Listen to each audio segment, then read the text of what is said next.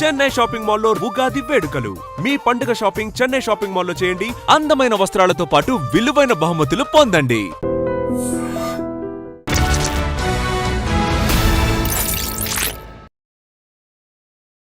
అందరికీ నమస్కారం. నేను Swaroopa Potlapalli. Welcome to I dream.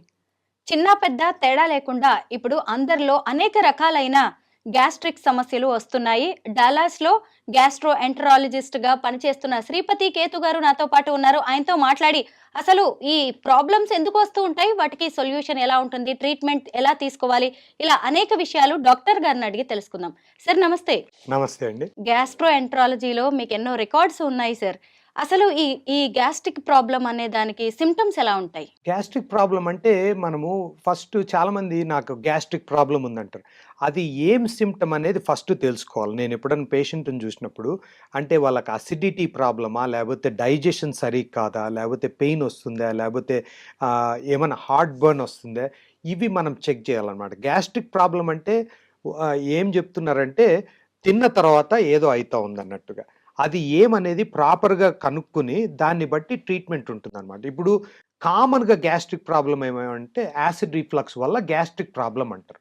అదేమవుతుంది, మనకు స్టమక్లో యాసిడ్ ప్రొడ్యూస్ అవుతుంది. అది మనకు ఫుడ్ను డైజెస్ట్ చేయడానికి ఉపయోగపడుతుంది.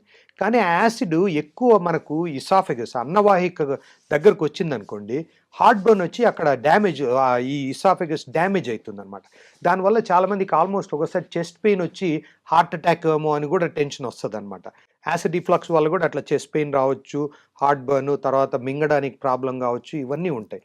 ఫస్ట్ అది యాసిడ్ రిఫ్లక్స్ అనేది కనుక్కోవాలి. యాసిడ్ రిఫ్లక్స్ అయితే ఎట్లాంటి ఫుడ్ తీసుకోవాలో అది రికమెండ్ చేస్తాం. ఒక్కోసారి ఎండాస్కోపీ అని ఒకటి చేసి ఏమైనా డ్యామేజ్ ఉందా ఇదంతా చూస్తాం. అదొకటి.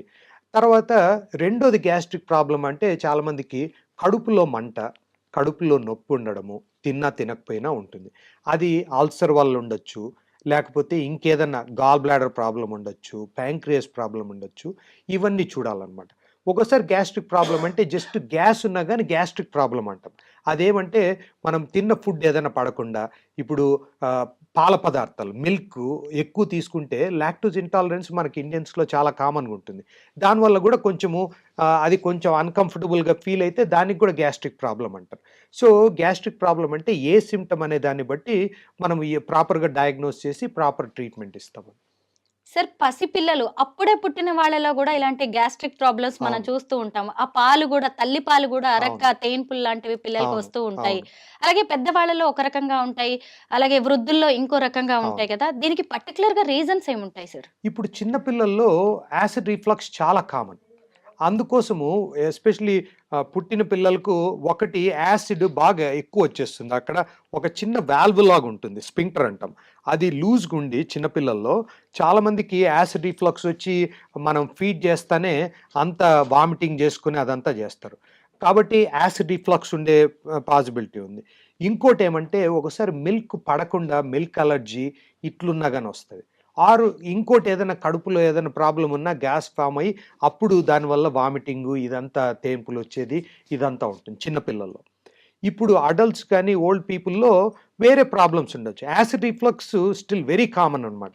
ఎందుకంటే మనము ఎస్పెషలీ ఈ ఒబిసిటీ, ఊబకాయం పెరిగే కొద్దీ మనకు యాసిడ్ ప్రాబ్లమ్స్ ఎక్కువ అవుతున్నాయి అనమాట. కాబట్టి ఏ ఏజ్ అనేది లేకుండా, అందుకే నేను ఈ చాలా యంగ్ పీపుల్ని చూస్తుంటాను, చాలా ఓల్డ్ పీపుల్, అందరికీ యాసిడ్ రిఫ్లక్స్ ఉంటుంది. ఎందుకంటే బరువు పెరగడం ఒకటి, మన ఆహార అలవాట్లు మారినాయి, లైఫ్ స్టైల్ మారింది, మనం లేటుగా తింటున్నాము, లేటుగా పడుకుంటున్నాము, నిద్ర ఉండదు, స్ట్రెస్ ఎక్కువ ఉంటుంది, మనం ఆయిలీ ఫుడ్స్ ఎక్కువ తింటాము. దీని అందరితో చాలా మటుకు గ్యాస్ట్రో ఇంటెస్టైనల్ డైజెస్టివ్ ప్రాబ్లమ్స్ ఉంటాయి. Acid reflux one of the common symptoms అనమాట. Okay sir. అయితే ఇప్పుడు ఎక్కువగా ఈ గ్యాస్ట్రిక్ ప్రాబ్లం, ఈ అసిడిటీ వల్ల మన బాడీలో ఎఫెక్ట్ అయ్యే ఆర్గాన్స్ ఏంటి? మెయిన్గా ఇసాఫెగస్. యాసిడ్ రిఫ్లక్స్ రావడం వల్ల ఇప్పుడు ఇసాఫెగస్లో మనకు ప్రతి ఆర్గన్కు లైనింగ్ అనేది ఉంటుందన్నమాట. ఇప్పుడు మనకు వాల్ ఎట్లుందో అట్లనే దానికి కూడా ఒక వాల్ ఉంటుంది. అది oesophagus wall is different from stomach wall అనమాట. స్టమక్‌లో ఎంత యాసిడ్ ఉన్నా స్టమక్ లైనింగ్ డ్యామేజ్ కాదు. ఎందుకంటే దేవుడు అట్లా క్రియేట్ చేశాడనమాట. స్టమక్ లైనింగు అది యాసిడ్ క్యారీ చేస్తుంది కాబట్టి అది యాసిడ్‌ను విత్‌స్టాండ్ చేయడానికి ఉపయోగపడుతుంది. ఇప్పుడు యాసిడ్ మన గ్యాస్ట్రిక్ యాసిడ్ పీహెచ్ చాలా లో ఉంటుంది. అంటే చాలా అసిడిక్.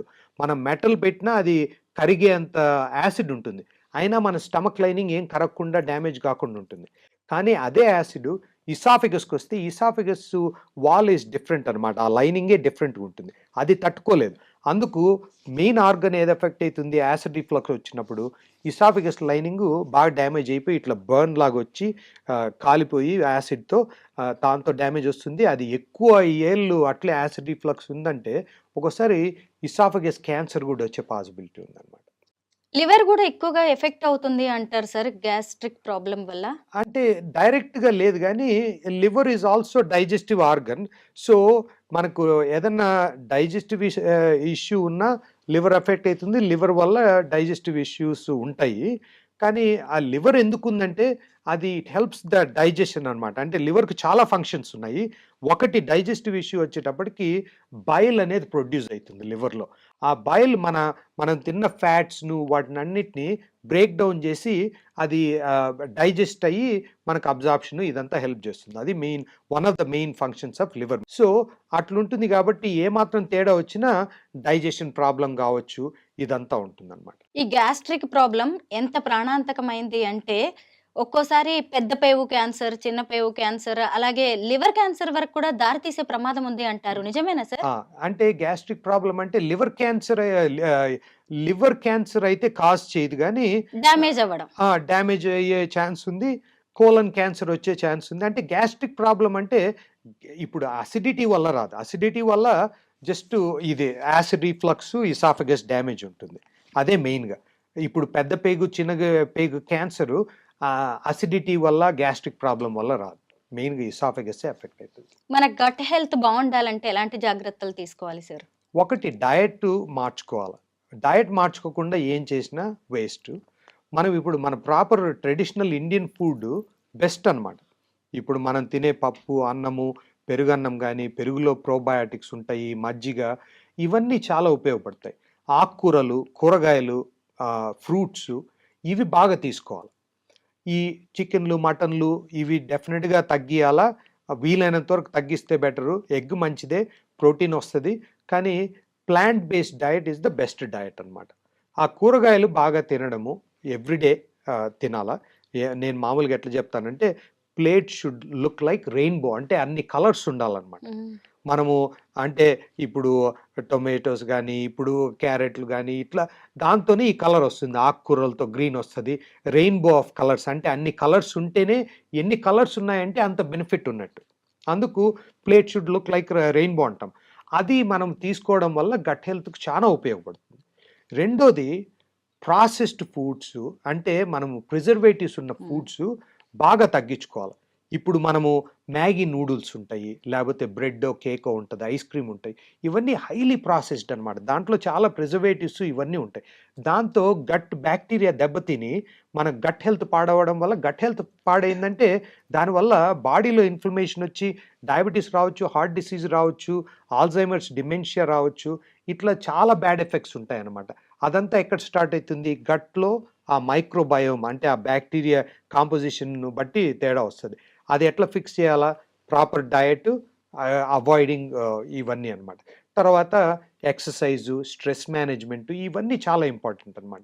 ఇవన్నీ చేస్తే గట్ హెల్త్ బావుంటుంది. ఏం ప్రాబ్లమ్స్ ఉండవు. Prevention is better than cure అన్నట్టుగా మనం ప్రాబ్లమ్ వచ్చేంత వరకు వెయిట్ చేసి అప్పుడు చేస్తే it's not too late but it is late.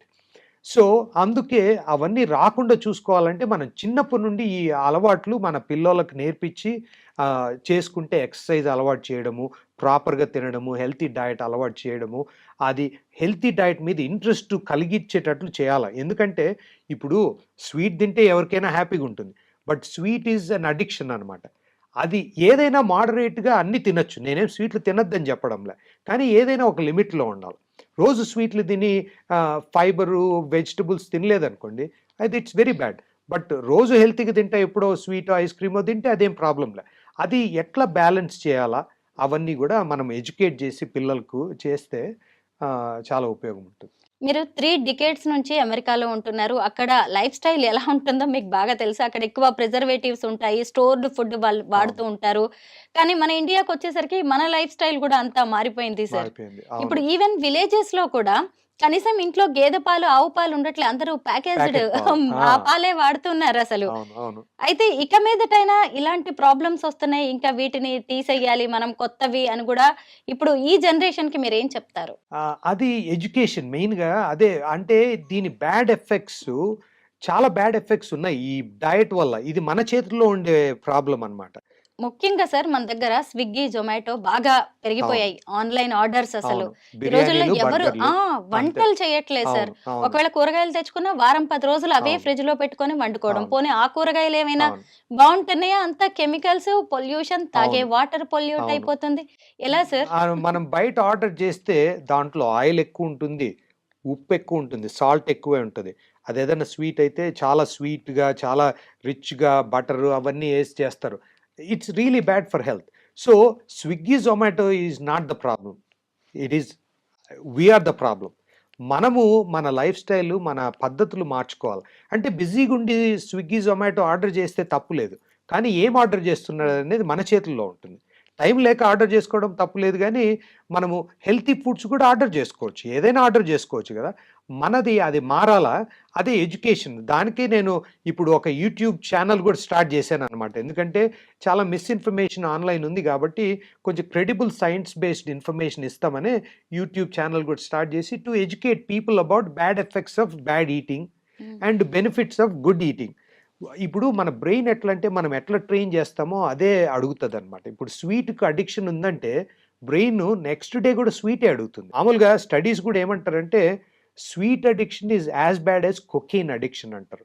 అంత బ్యాడ్ అనమాట. ఇప్పుడు కొకైన్ ఒక ఒకసారి అడిక్షన్ వచ్చిన తర్వాత ఒకరోజు తీసుకోకపోయినా ఎట్లా విత్‌డ్రావల్ వస్తుందో, స్వీట్ గూడా ఒకసారి బాడీకి అలవాటైతే బ్రెయిన్ అలవాటయిందనుకోండి, ఒక్కరోజు తీసుకోకపోయినా విత్‌డ్రావల్ వస్తుందనమాట.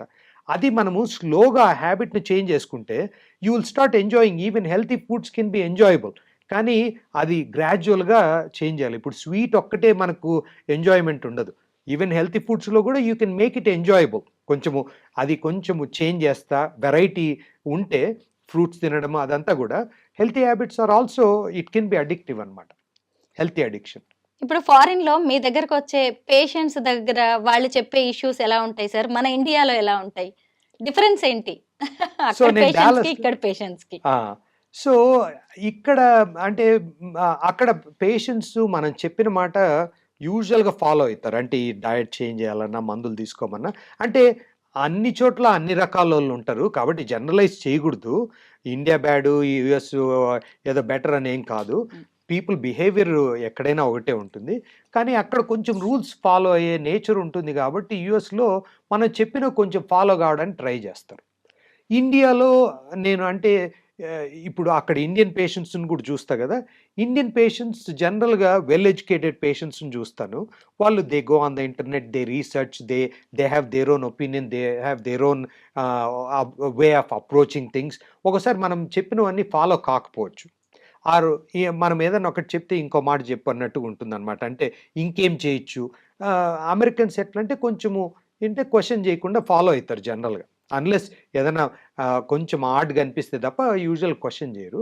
అది డిఫరెన్స్. బట్ మెయిన్‌గా ఎక్కడైనా మనము టైమ్ స్పెండ్ చేయాలి. ఇక్కడ ఇండియాలో ఒక ప్రాబ్లమ్ ఏమంటే పేషెంట్ ప్రాబ్లమ్ కంటే డాక్టర్ ప్రాబ్లమ్ కూడా ఉంది. డాక్టర్ ఎక్కువ టైమ్ స్పెండ్ చేయరు. 2, 3 మినిట్సే స్పెండ్ చేస్తారు. అందుకు వాళ్ళకు బ్రెయిన్‌లో అది అతుక్కోదు. మనం ఏదైనా చెప్తే ఎందుకంటే doctor they don't have any time here. So, అందుకు చూస్తానే మందులు రాసిచ్చి పంపించేస్తారు. ఎందుకంటే టైం లేదు. అవి డాక్టరు మనకు ఇట్లా లైఫ్ స్టైల్ చేంజ్ చేయాలా, ఎక్సర్సైజ్ చేయాలా, కొంచెం టైం స్పెండ్ చేసి చెప్పడం వల్ల యూఎస్‌లో ఎందుకు ఫాలో అయితారంటే అదేదో అదే చెప్పినట్టు అమెరికన్స్ బెటర్ అని కాదు. నేను చూసే పేషెంట్లు 99% అమెరికన్సే.